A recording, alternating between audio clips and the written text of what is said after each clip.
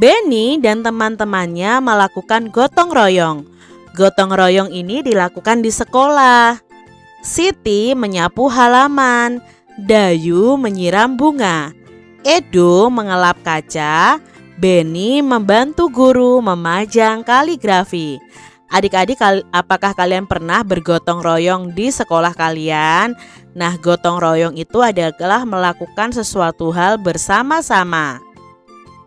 Di sini ada percakapan Benny dan ibu guru. Anak-anak, ibu mempunyai kaligrafi. Bagaimana memanfaatkannya? Tanya bu guru. Kaligrafi dipajang saja bu, jawab Benny. Ibu minta tolong ya, tolong kaligrafi ini dipajang di kelas, kata bu guru. Baiklah, Benny yang akan melakukan pekerjaan ini, kata Benny.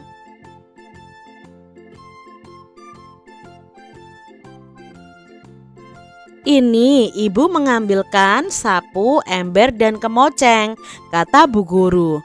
Kamu dapat menggunakan untuk kerja gotong royong. Siapa yang mau menggunakan alat ini? Saya bu. Nah itu tadi percakapan ibu guru bersama dengan teman-teman Benny. Apa yang akan dilakukan Benny pada percakapan tadi adik-adik? Ya, Benny akan membantu ibu guru memajang kaligrafi. Siapa yang ingin menolong bu guru?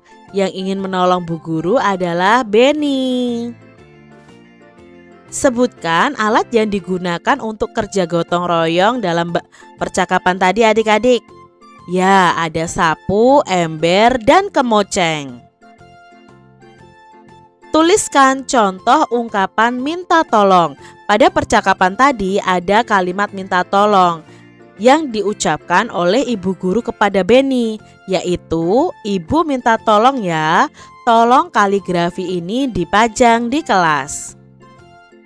Adik-adik, jelaskan makna ungkapan minta tolong dari teks percakapan tadi. Nah, dalam teks tadi ada kalimat atau ungkapan minta tolong.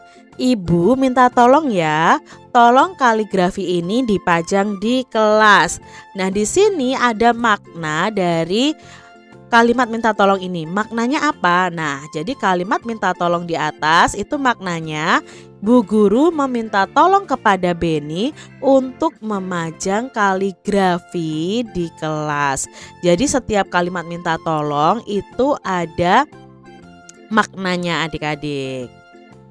Nah, kita belajar lebih lanjut tentang ungkapan permintaan tolong atau ungkapan minta tolong adik-adik. Ungkapan minta tolong itu diucapkan saat kita membutuhkan bantuan orang lain.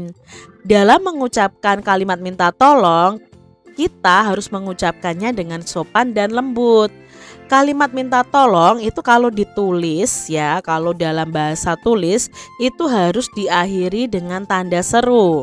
Contoh ungkapan kalimat minta tolong adalah, ini contohnya ya. Dani, tolong bantu ibu mengupas bawang untuk memasak, kata ibu ya. Di sini karena kalimat minta tolongnya ditulis, berarti di sini ada tanda seru adik-adik. Tika, tolong bapak dibelikan kapur di warung Bu Asih, kata bapak. Tio, tolong ajarkan aku bagaimana cara membuat vas bunga dari tanah liat, kata Ari. Nah, coba adik-adik buat ya kalimat minta tolong yang pernah kalian ucapkan. Coba perhatikan kalimat minta tolong di bawah ini dan kita perhatikan maknanya adik-adik. Di sini ada kalimat minta tolong. Edi, tolong ambilkan tempat sampah itu, kata ibu. Nah, Kak Citra bertanya nih sama adik-adik, siapa yang meminta tolong, Edi atau ibu? Ya, ibu yang meminta tolong. Lalu siapa yang menolong ibu? Ya, Edi.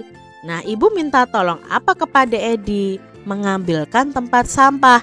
Jadi makna dari kalimat minta tolong ini adalah ibu meminta tolong kepada Edi untuk mengambilkan tempat sampah. Contoh yang lain adik-adik, ada kalimat minta tolong. Nah, di sini ada yang mengucapkannya adalah Rani. Rani berkata begini, "Adi, tolong matikan lampu itu." Nah, adik-adik, siapa yang meminta tolong? Ya, yang meminta tolong Rani. Rani meminta tolong kepada siapa? Kepada Adi. Untuk apa? Mematikan lampu. Jadi makna dari kalimat minta tolong itu adalah Rani meminta tolong kepada Adi untuk mematikan lampu. Seperti itu ya adik-adik, memaknai kalimat minta tolong. Gotong royong telah selesai dilaksanakan.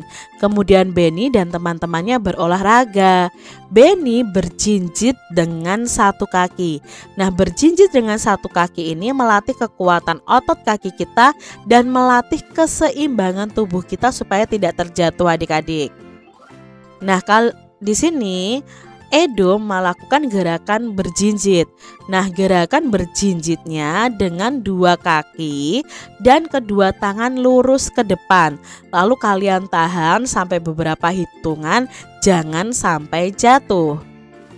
Gerakan berjinjit yang kedua adalah gerakan berjinjitnya dengan satu kaki. Jadi satu kakinya diangkat dan kedua tangan lurus ke depan. Ini guna kedua tangan ini untuk keseimbangan adik-adik. Yang ketiga, nah ini adalah gerakan berjinjit dengan dua kaki dan kedua tangan lurus ke samping. Coba adik-adik praktekkan ya. Gerakan berjinjit yang keempat adalah gerakan berjinjit dengan satu kaki. Satu kakinya diangkat adik-adik dan kedua tangan lurus ke samping. Coba jaga keseimbangan kalian. Pernahkah adik-adik melihat kaligrafi? Kaligrafi itu dapat mengingatkan kalian kepada Tuhan. Kaligrafi itu tulisan Arab yang bisa dipajang adik-adik. Nah, mengingat Tuhan itu dapat juga dilakukan dengan berdoa. Berdoa itu merupakan perilaku yang sesuai dengan sila pertama pada Pancasila. Nah, adik-adik pasti ingat ya, sila pertama itu simbolnya adalah bintang. Bunyinya ketuhanan yang Maha Esa. Di sini kita akan bersama-sama memberikan tanda centang untuk gambar yang menunjukkan sila pertama Pancasila. Yang gambar pertama adik-adik, berdoa sebelum belajar. Apakah menunjukkan sila pertama? Iya. Lalu yang kedua adik-adik, ini tidak menunjukkan sila pertama ya, membantu teman itu menunjukkan sila kedua. Gambar yang ketiga, memberi kesempatan kepada teman untuk beribadah. Ya, ini sesuai dengan sila pertama. Lalu mendengarkan ceramah atau khotbah nomor 4 adik-adik. Ini juga sesuai dengan sila pertama. Beribadah di pura ya untuk umat agama Hindu. Ini juga menunjukkan sila pertama Pancasila.